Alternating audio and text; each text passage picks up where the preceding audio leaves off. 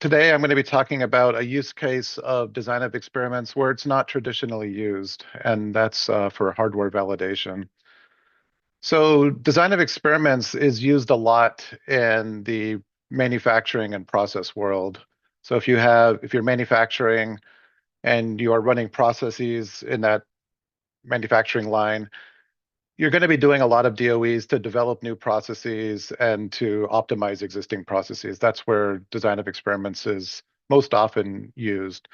Now, in the world of hardware development, besides manufacturing, there's also design and test, which are very integral to the development of any type of hardware device, especially electrical devices.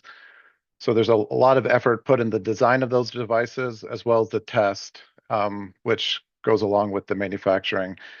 And design of experiment used very heavily by fabs in that process world, but not as much in the design and test world. And that's where I'm going to be putting the focus in this case study today. The example I'm going to be going through is, let's say we are designing a system on a chip and we want to ensure that it meets its specifications in terms of its performance, like timing and power specifically is what we're going to be focusing on.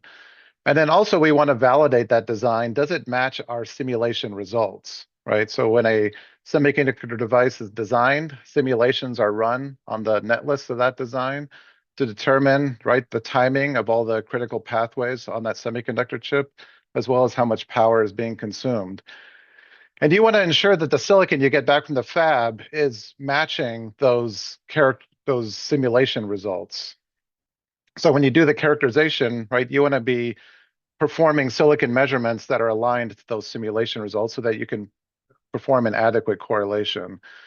So the idea here is instead of having your designers running simulations where they're just changing things one factor at a time, we actually want to give the designer a DOE template, and when they run their simulations, they would actually follow the runs from the design of experiment. And that would allow you to create a much higher quality timing and power model to make sure that your product is meeting those critical specifications that your customers have. So that's the use case, is how to create a designed experiment that you can give to a circuit designer. The circuit designer will run their circuit simulation results from that designed experiment. Once the design is done and your product goes to the fab, it gets manufactured at the fab, it comes back to you. Now you need to characterize and test that semiconductor device. You're running your characterization plan on the exact same DOE that the designer used to run their timing and power simulations. And that's going to give you a very high quality timing and power model. So before I get started, I want to talk briefly about the difference between what we call one factor at a time designs versus a designed experiment. Now, when people do experiments, a lot of times people will change things one factor at a time, which basically means I am going to hold all of my factors constant except for one, and I'm only going to change that one factor. And so you would change one factor and holding everything constant. And then you might then change a different factor and then holding everything else constant, and then change another factor and holding everything constant. So I would say in my career, when I've seen people do experiments, especially if they're new to the idea of experimentation, right? That's the type of experimentation they almost always do. It's kind of like what might make sense naturally to do. And it's probably what you might have been taught initially, is that when you do experiments, you try to minimize variation as much as possible, and you only change things one at a time. But the problem with changing things one at a time is that it does not result in a high quality model, right? So in this example here, we have three different factors. This is what a one factor at a time design would look like. And then this is what a designed experiment looks like, where in the designed experiment, you're actually changing all the factors simultaneously. You're not just changing them one factor at a time. And by changing factors simultaneously, it allows you to model interactions. So, and that's usually very critical, especially in semiconductor electronics. In semiconductor electronics, that circuit behavior guaranteed to have interactions in them. And if you do experiments one factor at a time, it is just not mathematically possible to even model those interactions. So that's why you definitely want to do a true designed experiment. You don't want to do the one factor at a time design. And oftentimes these one factor time designs are not, in addition to not being able to model interactions, they are very inefficient in covering your design space. And as a result, you're most likely going to miss your optimal operating points if you're not adequately covering your design space.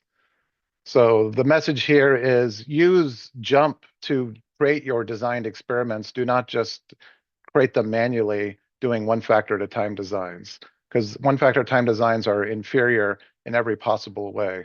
You cannot model interactions. They're going to give you lower power levels, and you're not going to be able to adequately explore your design space with them. The example I'm going to go through is one that can be applied to the case study mentioned at the beginning, which is we want to do a designed experiment to allow us to validate our semiconductor circuit design.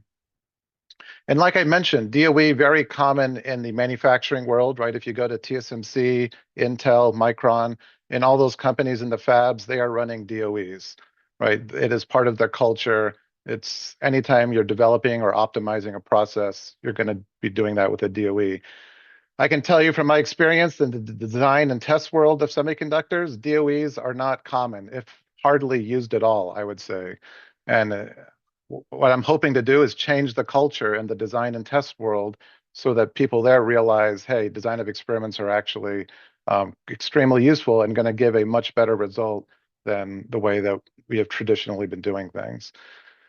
So the example that we're going to be doing is, how do we validate a semiconductor design? And so the factors we're going to be looking at are changing the operating voltages of our semiconductor device.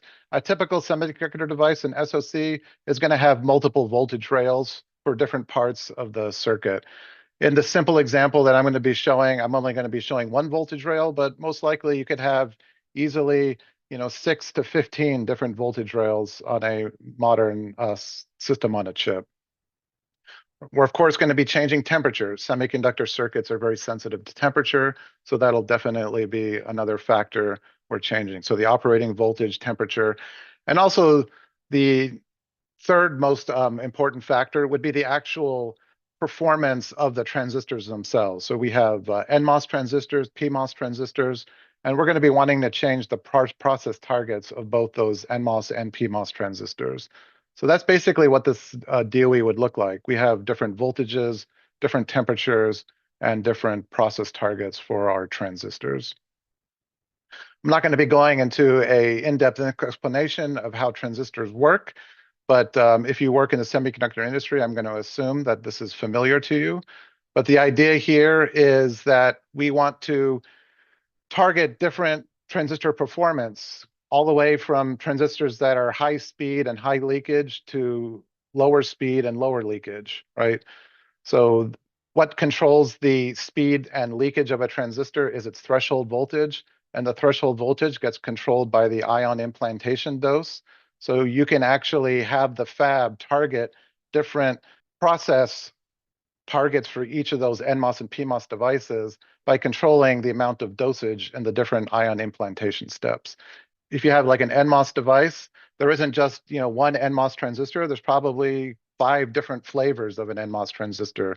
Everything from fast and leaky to nominal speed and nominal leakage, and then slow speed and low leakage, right? And so you might have like a super or high speed, very fast, normal speed, slow, and very slow, right? So you'll have 5 different flavors of NMOS devices, 5 different flavors of PMOS devices. And when you're doing your design, you want to use a very clever mix of those slower transistors where high speed is not needed, and you only reserve the fast transistors for those critical paths where timing is really important. And you want to try to use slow transistors as much as possible so that that way you end up having a device that not only meets its performance target, but also doesn't consume very much power, right? That's what people want when they have electronics like your phone. You want your phone to be fast, but you also want the battery life on your phone to be good as well. And the only way to ensure that is to make sure that you don't make every transistor on that device a high-speed transistor. Otherwise, the leakage would be way too high. So that's what we're changing. We're changing different process targets for the NMOS and PMOS transistors, and specifically the ion implantation that affects the threshold voltage. We're changing temperature, and we're changing the voltage operating conditions.